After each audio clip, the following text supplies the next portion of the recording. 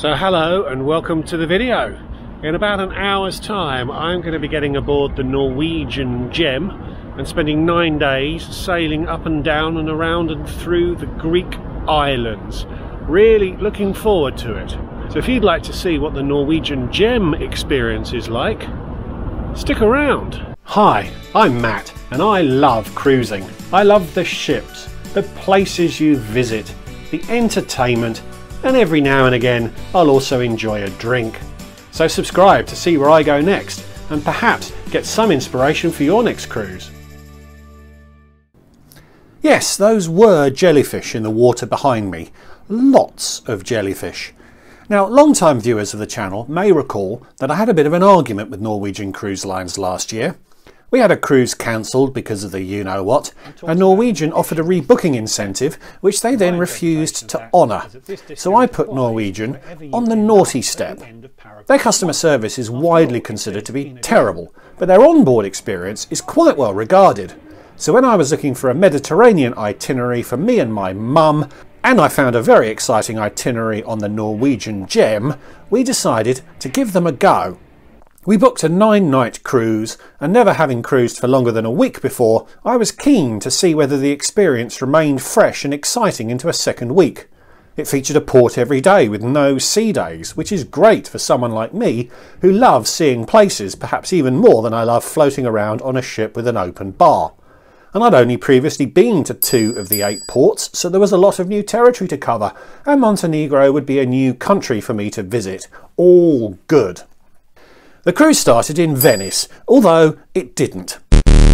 Venice has banned large cruise ships from docking there, but cruise lines still say that their cruises depart from there, even though they actually sail from Ravenna or Trieste. We departed Trieste, which is about 150 kilometres from Venice. It's like advertising a cruise from Southampton, which actually boards in Exeter, or a cruise from St Martin that actually boards in Antigua. Many people still fly into Venice though, even if they get extreme sticker shock when they pay their taxi fare on arrival in Trieste. But we flew into Trieste the night before our departure, a trip I reviewed in this video. It gave us a morning there before boarding, and Trieste turned out to be a very pleasant city. The ship docks centrally, so the cruise terminal is very easy to access. So boarding, which was a right pain. We'd grabbed the earliest possible arrival slot as part of a process introduced to spread out arrivals at the terminal. But as is now normal, there was no policing of arrival times and they seemed to be widely ignored. So by 11:15 AM, the queue already snaked a long way out of the terminal building. The process was not at all clear, but you needed to drop your cases at a separate entrance before joining the queue. As the queue inched forward, I started to get a little worried about how long it was going to take, as my mother has some mobility issues, but as if by magic, 3 wheelchairs appeared right next to us. The wheelchair shovers were happy that my mother qualified to be a shovee, which meant we were able to enter the terminal through a side door. Basically, we jumped the entire queue, which I felt a little guilty about, but it would have been a tortuous process to endure if you had mobility challenges. To board, we needed to show proof of vaccination, which these days means proof of having had a 3rd booster shot, plus a negative test result taken in the 3 days before the cruise. When we got to the inspection desk, our documents were checked very thoroughly, plus there was a new medical form to fill in. I couldn't tell if this was a Norwegian process or an Italian government process or even a Trieste port process, but it was a right pain and it took a while. A couple of groups around us were found to have not taken the test correctly, so were sent for retesting. It felt a little bit like the officials enjoyed finding errors in people's paperwork. After this health check, the rest of the formalities were quick and easy. Then there was a short wait for the ship to be ready, and we finally boarded bang on midday, 45 minutes after arriving at the terminal. That was slow compared to other experiences I've had since cruising restarted, but it would have been much, much longer had we not bypassed the queue. Indeed, the captain apologised for the process when everyone was aboard. Thank you. So the cruise itself. I'll make a few videos about the cruise, and this one will focus on my review of the cruise, and to sum it up, I had a great time. Some odd things happened, but in broad terms I liked Norwegian and what they are trying to do. Norwegian's key differentiator is what they call freestyle cruising. Their cruising experience is designed to empower you to do what you want, the way you want to do it. Which doesn't mean you're free to walk around the ship naked, but it does mean that some of the logistics which can get in the way on other ships has been engineered away. The best illustration of what this means in practice is that there's no need to make dinner reservations. You can still, and you should, if you're keen to enjoy a popular venue at a specific time, but you don't have to. Other cruise lines cram most of their passengers into fixed early or late sittings, with 10 or perhaps 20% of passengers able to dine at a time of their choosing. That is great for the cruise line, as they can efficiently plan their kitchen workflows, even if many passengers don't love the forced regimentation. I don't really mind a fixed dining time, but always ask for flexibility so I can have the option of mixing things up if I choose. But on Norwegian, there's no sittings, and you just go where you want, when you want. There are display boards which help guide you on availability. Our cruise had 1,440 passengers aboard, which was about 60% of the ship's capacity, so it was never an issue to get a seat when we wanted, helped, I'm sure, by the ship reportedly having a virtually full complement of staff aboard. But I can see how this must be a nightmare for Norwegian and potentially for passengers when the ship is full. We left Santorini at 10 p.m, so I could see a scenario where 1,000 passengers get back to the ship quite late in the day and all descend on the restaurants at 9 p.m. when there's only an hour of service left. But it wasn't an issue on our cruise, and Norwegian obviously has strategies in place to deal with that eventuality. Another example of freestyle cruising in action was tendering. We needed to use tender vessels to reach shore in 3 of the 8 ports. As we approached the first of them, we were waiting for the cruise director to outline how the tender process would work, as they do on other cruise lines. Get your ticket here, then wait there, then queue up there, that sort of thing. But nope, we got to Kotor and the cruise director announced that tendering had begun. Off you go. I counted 6 lifeboats in use as tenders, when I can't recall seeing more than 3 deployed by any other ships I'd been on, including some considerably larger than the Gem. We also made use of local vessels to get back onto the ship at the end of the day. I don't know whether that was something that happens routinely in that part of the world, but I'd never seen it before. So tendering was actually a delight on the Gem, and it usually isn't, so full marks to Norwegian's freestyle philosophy on this point too. So freestyle cruising worked for me, but was the food any good? Well, actually, it was. There was good variety in the dishes and the portion sizes were substantial. Despite the name, Norwegian is an American-owned company, and about half of the passengers were American, so perhaps large portions shouldn't have come as a surprise. And it all tasted great too. The buffet wasn't huge, but there was plenty of choice, and crucially, you'll note that the tongs pointed towards the guest. Yes, on the Norwegian Gem, we served ourselves at the buffet. Italy and Greece still required masks to be worn in port, which Norwegian tried to enforce on board with limited success, so you had the odd situation where you could serve yourself when wearing a mask on the Norwegian Gem, whilst 2 weeks earlier we'd been served by the crew without needing to wear a mask on the Celebrity Silhouette. One potential drawback of freestyle cruising is that Norwegian doesn't offer formal or chic nights, so there's no structured opportunity to dress up, although people often still did in the evenings. Which was okay, but formal nights are opportunities for the cruise to amplify the menus, with premium dishes like lobster, beef Wellington and duck à l'orange featuring. Without formal nights on Norwegian, we didn't see that calibre of dish feature on the regular menus. There was a prime rib night, but the absence of those elevated dishes in the main dining room was noticeable. Norwegian is still aggressively discounting its cruises, so we got a package where 5 extras were thrown into the fare we paid. Extra guests in the cabin for free, some internet, visits to speciality dining venues and $50 off a shore excursion in every port. And the 5th extra was a drinks package. So we'd mentally prepared for drinking to be an important dimension of the experience. Don't judge, and this is where we experienced a major issue. When we drew close to the first of the 5 Greek ports we'd be visiting, it was announced that local regulations meant that alcohol could not be served when in port. Given that we had late departures from a couple of these ports, this was going to be a major inconvenience. As it turned out, Norwegian found a way to serve alcohol as normal for our last 2 days in Greece.